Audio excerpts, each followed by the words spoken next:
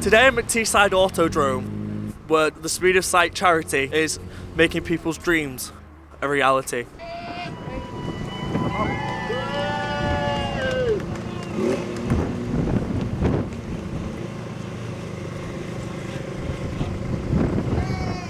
Over here are John and Mike, co-founders of the Speed of Sight organisation. Hiya. Hello. So, in 2012, that's when it all started, it's the Speed of Sight. How did the idea come around? Through meeting lots of people at different car events who'd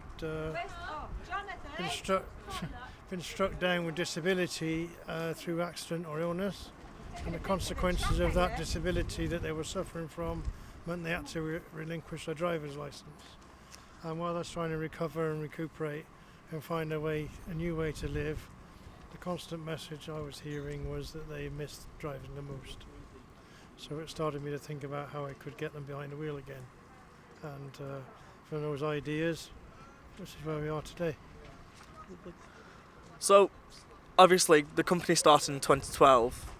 It's been 12 years. John, how would you describe the leaps that have took place to get to where you are now? We've come on leaps and bounds. 12 years in the making. When we first started doing these experiences, the only places we could run them at were, believe it or not, big car parks.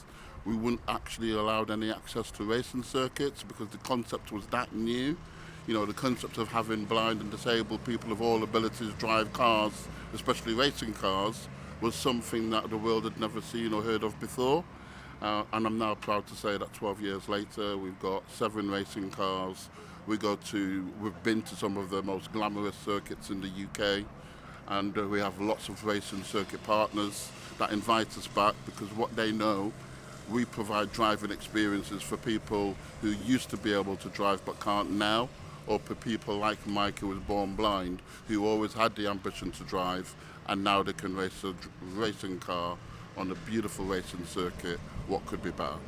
How safe is it for people to actually get behind the wheel and get out on the circuit? Mike? We make it as safe as possible. Obviously, motorsport by nature is a dangerous activity, but we do everything we can to make it as safe as it possibly can be. There's always going to be an element of risk.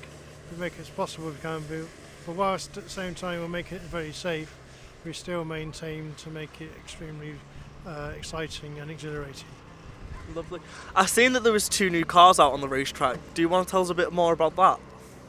Yeah, certainly. We've had 2 MEV cars, kit cars, added to our fleet, and they're absolutely fabulous. We literally only took them out. This is the 2nd official track day of the year that they've been out. They performed absolutely amazing today. They're obviously brand new. Their running gear is a Mazda MX-5, and we know that those are quality vehicles. To have those put into our little kit cars for track days like this is particularly special. And working with lots of businesses who have come together to fund these cars has actually made the charity, it pushed us into a future that looks bright.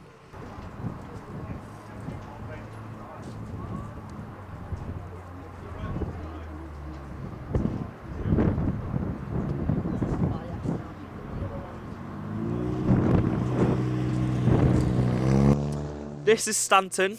The cars are named after guide dogs of one of the co-founders, and currently Stanton is here with us alongside his car that's on the track.